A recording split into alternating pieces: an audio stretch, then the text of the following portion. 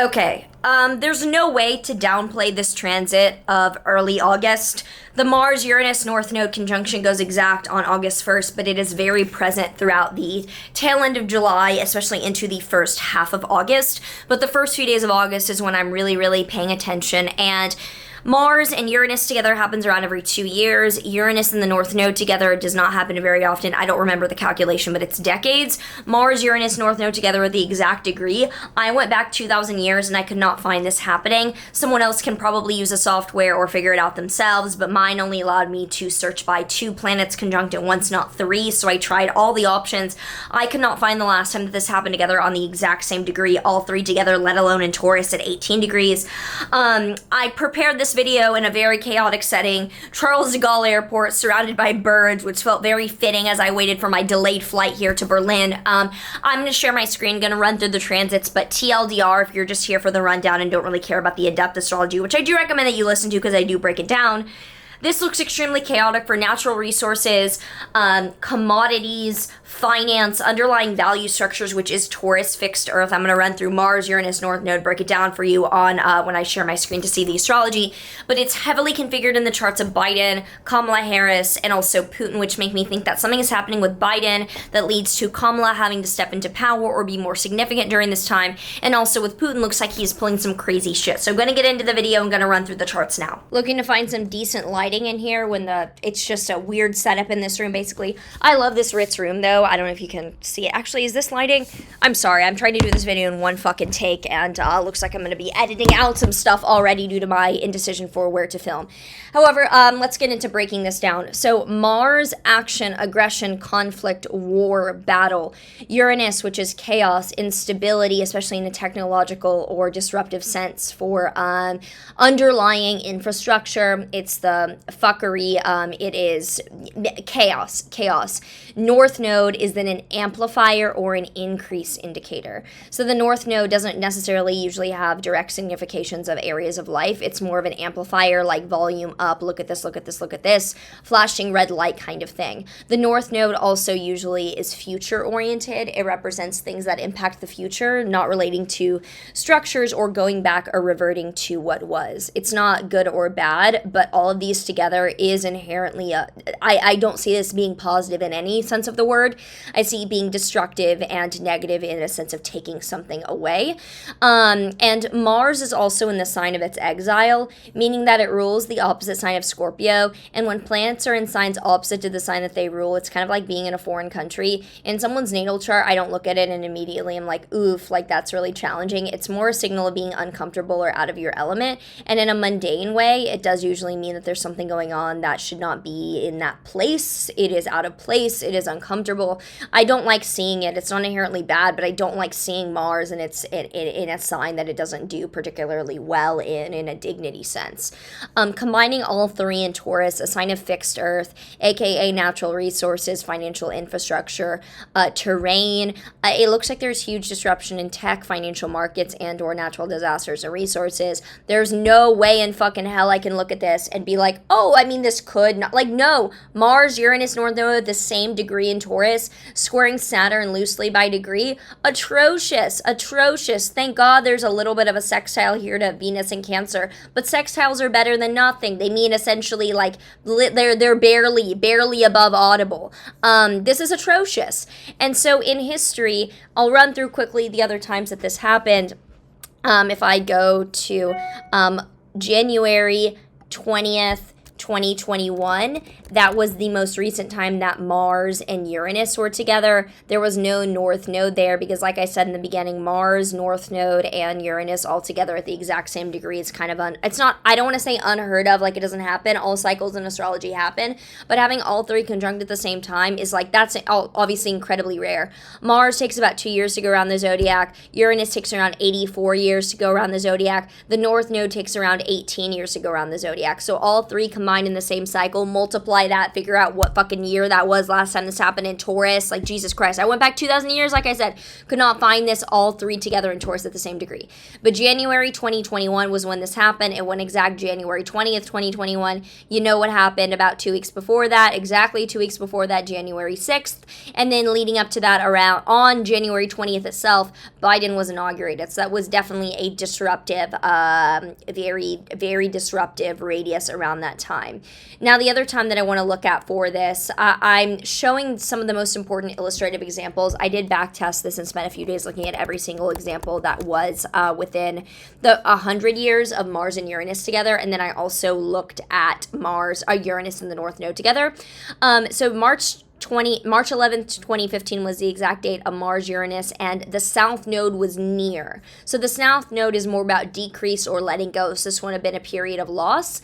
And this was in Aries. And when Uranus in Aries is activated, I find that it's a lot to do with the Middle East and with free speech and individualism. So the Arab Spring was taking place during Uranus and Aries. It kicked off Uranus and Aries. And most of the really volatile events in this conjunction had to do with the Middle East. March 5th to 8th, right before that, the ancient city sites of Nimrud, Hatra, and Dur-Sharrukin in Iraq are demolished by the Islamic State of Iraq and the Levant. So for these, I generally backtest it with looking at all the major events within a few day radius of the event. So this is me reading off of my list of what happened within a few days of this. On March 12th, the Islamic State of Iraq and the Levant becomes allies with fellow jihadist group Boko Haram, effectively annexing the group. March 25th, a Saudi Arabian-led coalition of Arab countries starts as a military intervention in Yemen in order to uphold the Yemeni government in its fight against the Houthi southern offensive. And like always, the exact date of the conjunction is usually a catalyst event. You might not hear about the full-out scale of the events until days following. It's kind of like this is the day that the fruit is the ripest, and then it has to fall and get eaten. So, for example, January 2020 had a combination of planets in Capricorn that signified the start of the major spread of COVID in early 2020, but we didn't hear about it until about a month after, tracing it back to like, oh, a lot of that travel, a lot of that spread started early 2020. So a lot of people were like, nothing happened. But if you were tracking the news and that was ringing an alarm bell of something that could happen and then spread because it looked atrocious, that made sense. So similarly, even though this looks more intense, chaotic, and like it's going to start with a bang, do be aware that the actual implications and buildup will probably take a few days to make themselves clear. And this was not even on the exact degree of the South Node, so it's nowhere near as intense as I believe it will be this year. The other time I want to look at was April 15th, 2009. On April 5th, North Korea launched a rocket from its Tonghai satellite launching ground, which said it was carrying the, I can't pronounce that, satellite, prompting an emergency meeting of the UN Security Council. And then April 6th, a 6.3 magnitude earthquake strikes near L'Aquila, Italy, killing 308 and injuring more than 1,500. Sorry if I am butchering or just kind of moving quickly through the events. I don't think the events themselves are really what needs to be like super well explained. It's more so the significations, even though I've obviously already like looked into these events and kind of drawn the parallels, and there's some periods that weren't necessarily as active, but usually I'm looking, like for example, for these, I was prioritizing triple conjunctions to see if Mars and Uranus with another planet. Venus was here, which I think goes to show that this one, neither of these events were particularly like long-lasting fatal, but they were really indicative of, with Pisces, the growth or spread of the unwanted chaotic energy of Mars-Uranus.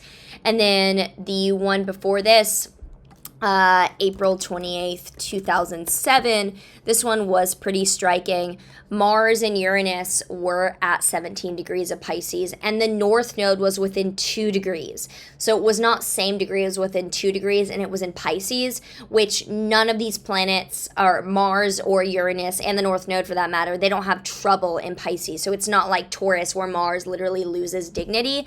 But during this time, there was the Virginia Tech shooting on April 16th. Student Sang-Hoo Cho shoots and kills 32 people before committing suicide. It was the deadliest school shooting in the history of the United States, and it remained the deadliest mass shooting in modern U.S. history until it's surpassed by the Orlando nightclub shooting in 2016. April 18th had the Baghdad bombings, killing nearly 200 people. And on May 3rd, interestingly enough, I don't think that this is necessarily indicative of this, but during this time as well, Madeleine McCann disappeared from 5 from Praia de Luz, Portugal, while she was sleeping. So frankly, I did go back nearly 2,000 years, and I could not find anything where Mars, Uranus, and the North Node were the exact same degree of Taurus, let alone Taurus at 18 degrees. Likely before that, I just wasn't going to go through that beforehand, but I think that the significations that we understand of Mars, Uranus, and the North Node, coupled with these backtesting examples in isolation of certain parts, do lead us to gauge a destabilizing natural disaster, resource event, financial infrastructure related issue that should be more present in the first week of August than it's clear of initially. So we're now going to look into how this plays into the world event charts of the US, Biden, Harris, Putin, Russia, Zelensky, Ukraine, Bitcoin, and Ethereum. So I will pull up these, starting with the United States chart, the Sibley US chart. So this is happening in the why isn't this happening? Okay, let's go forward a week. So this is happening in the U.S. 6th house, which generally involves coworkers and health. So in a country's chart, usually involves the working class people or the spread of a disease. I do not think that this will involve monkeypox. People have asked me. No, I don't think that I can't. There's a fucking WHO plan announced about that a year ago. Like, I really don't see that being chaotic and destabilizing if it's, I don't want to say orchestrated, but like, I think we're all on the same page. They're just being a little strange why it's so predicted. But with the moon crossing Neptune in the 10th house during this day, this activates or makes it more prominent Neptune idealization or mythical actor in the 10th house of authority. It does look like this is pointing towards Biden being important this time. So if we go to Biden's chart, Mars, Uranus, North Node are in Biden's 6th house of health and physical well-being. I do not think that this involves his COVID diagnosis directly, because that was more of the transit of last week of Mars crossing his moon and a lot of fortune. He gets COVID. It's a little bit unwanted and difficult for him, but it crosses his lot of fortune, which shows that he was given fortunate care. I don't see that being that serious for him. I think he'll be fine, unless there are complications, which could be indicated later on. I need to check his health ongoing. I see this being more dire, and with it opposing his Mars ruling his 5th house of children. Wonder if the universe played a part there, where I could literally almost choked on my words when I said that. Mars opposing his 5th house ruler, Mars, Uranus, North Node opposing his 5th house ruler, which is children, could involve Hunter to a certain degree. And then it's also opposing his Mercury, which is ruling his 10th house of career and 7th house of partnerships or alliances. I think that this disaster could either involve him or instigate an announcement that activates Hunter in his life, and also lets a partner and his career be made, partnership in career is made difficult. This makes me be like, oh, let's look at Kamala Harris's chart. And if we look at her chart, this is happening in her 12th house of behind-the-scenes mental health, hidden matters, on her natal Jupiter, which represents growth, expansion, amplification. Jupiter's ruling her 10th house of career and her 7th house of alliances or partnerships. So alliance, close one-to-one bonds in career are growing due to a chaotic external situation that's revealing something, because 12th house, things are being revealed, behind the scenes, made public. This is also trine her Venus, the most positive planet in her chart, within 1 degree, also her Pluto and her Uranus, which show deep, long-term, transformational chaos being activated, with the moon crossing it that day, further activating it. This looks like world tragedy is activating something behind the scenes that does definitely assist her. So this is just ridiculous. And no, she's not in her peak period of level 2 yet in zodiacal releasing, not until 2023. Or actually, it's not a peak period, but she's in an overall peak period in her zodiacal releasing that she entered in 2020. But on the lower level, she's not there quite yet. So that's that. And Kamala's chart, very, very activated. Now, for Putin's chart, if we jump over to Putin, Venus is directly on his Uranus in the 9th house. Venus is generally positive in the 9th house of international foreign relations. With Uranus being instability or chaos, looks like this motherfucker's doing something that benefits him, that is wreaking havoc on another country. That's how I would say that even if I didn't know war in Ukraine. I would literally delineate it the same. This conjunction itself is within a degree of his Jupiter in the in the seventh house of alliances or partnerships. Jupiter being expansion, growth, positivity, the most positive planet in his chart, ruling his second house of finances, and his fifth house usually being extension, you can omit it for this. It's not necessarily the most important thing, I think, significatory-wise here. Shows something chaotic that's happening to an external opponent or partner that does benefit him in a certain way. Now, Redacted News did recently cover that Russia and China together are creating a joint currency. This is incredibly disruptive to the petrodollar for the US dollar.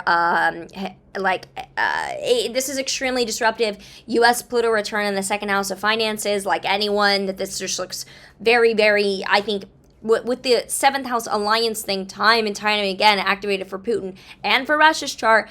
I've been saying I'm waiting for China. I think that this whatever currency hegemony thing could be some of the first steps. But this just looks very, very chaotic for Putin doing something early August. Saturn is also trine his Libra planets. Saturn on his north node also showing long-lasting, like he's going forward with this. Mercury is also right on his midheaven, south node. Pluto in the 10th, provocative communication, announcing chaotic shit, like just Jesus Christ. If we go to Russia's chart, it's trine its Jupiter in the second house within a few degrees, opposing their Venus Pluto. Not as active here as it was in Putin's chart, so I am looking at Putin specifically rather than Russia as a whole, obviously throughout this whole thing basically.